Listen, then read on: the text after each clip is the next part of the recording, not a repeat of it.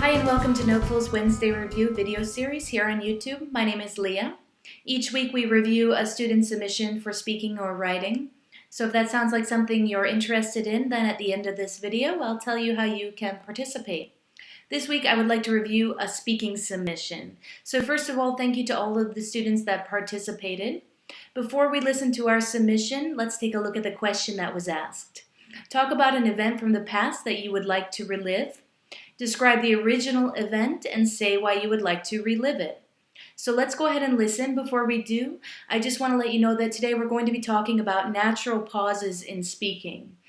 So I don't really want you to listen for content or grammar so much as the pauses that the student makes in his response. And we're going to get into that in a little bit more detail later on. So let's go ahead and listen. I would like to relive my first visiting the circus in the Belarusian city Gomel in 1982, when I was a 6-year-old boy, for two important reasons. First, it was a very unusual and a pleasant experience. For example, it was my first time when I saw an elephant, and I was impressed too much by this. And second reason is that it is one of my happiest memories from my childhood. For instance, we were together with my parents and my older sister, and now we are living in the different cities and see each other rarely. That is why I think this way. Okay, thank you to this student for your submission. The submission is fair, would probably receive about a 2.5. But as I said, I don't want to focus so much on content or grammar today. However, in order for me to better illustrate natural pauses, it is helpful if I'm working with grammatically correct sentences. So what I've done is I've taken a couple of sentences from his recording toward the end of his response, and I have made a couple of grammar changes that will help these sentences flow a little bit better. So let me just point out those sentences quickly. Now this student began with "and second reason." There's a bit of an archaic rule in English that says you can't start a sentence with "and." It is archaic, it's okay to start a sentence with "and", but in this case we don't need to do it. What we do need, on the other hand, is the article "the". You're talking about a specific reason, the second reason. So that's a stronger way to introduce your second reason, the second reason. Now the student said something that I often hear: we were together with. Now you're using the pronoun we, and then you're talking about being together. It's implied that you're together when you say we. So instead you could say I was together with. But again, that's a bit redundant as well, because if you're with someone else, then again, it's implied that you're together. So I've gone ahead and I've removed the word together as well. So I was with my parents and older sister.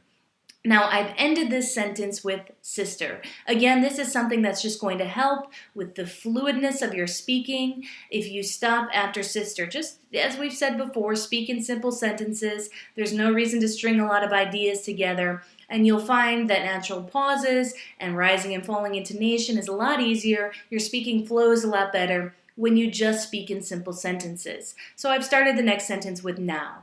Now the other change that I made is the concluding sentence. This student said, "This is why I think this way." We often hear this as well. This is a fairly weak concluding sentence. Your concluding sentence, like your introductory sentence, should restate the question that's being asked, and with your concluding sentence, you should also restate the point that you made in your introduction.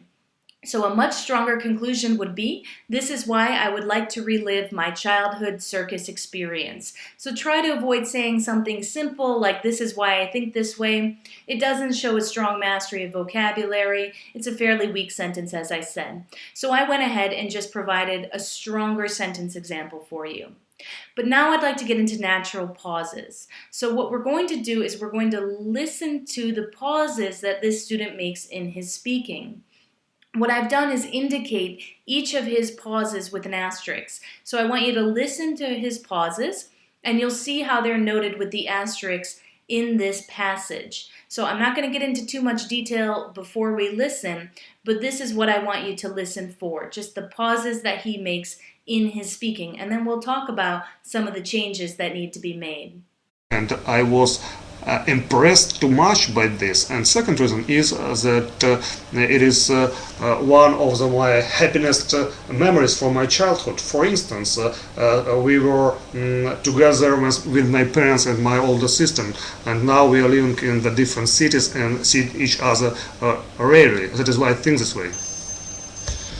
Okay, did you hear the pauses that were indicated by the asterisks? You may have noticed that this student had a tendency to pause between words. So he would pause, then say one or two words, and then pause again.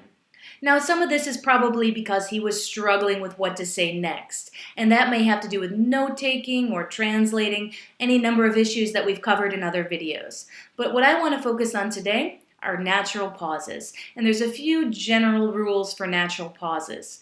The first is that we don't pause between words. So what I just did is something that we tend to avoid naturally in our speaking. So if you listen to a native English speaker, you'll hear that it sounds as if most of the words are kind of blended or running together. We very rarely pause between words unless maybe we're trying to provide emphasis on something. Then you might hear a slight pause. But as a general rule, it sounds as though all of the words are strung together. So listen again. We don't pause between words. We don't pause between words. So as you can see, the second time I said that, it just sounded like those words were strung together. So that's the first rule. Now, if you think about writing and where you might put a comma naturally in your writing, this is something that is replicated in our natural speaking as well. So where you might find a comma, you'll also hear a very slight pause. Okay, now we have a slightly longer pause where you might find a period in writing. So at the end of each complete sentence, there's a slightly longer pause. Okay, so those are the general rules of how we use natural pauses or how we pause naturally in our speaking. It's not a huge lesson because there's not a lot of rules. But if you keep these three in mind and you start listening, you listen to some radio shows or podcasts or television shows to how native English speakers speak naturally, you'll hear, again, these 3 points. I'm not putting a lot of pauses between words except maybe to emphasize something important. I'm pausing slightly where you might find a natural comma. And I'm pausing slightly longer, just slightly longer, where you might put a period if you were writing. So now I want to go back to that grammatically correct version of what the student submitted for his response. And I want to read that to you with natural pauses using these 3 rules. The second reason is that it's one of the happiest memories from my childhood. For instance, I was with my parents and older sister. Now we live in different cities and see each other rarely.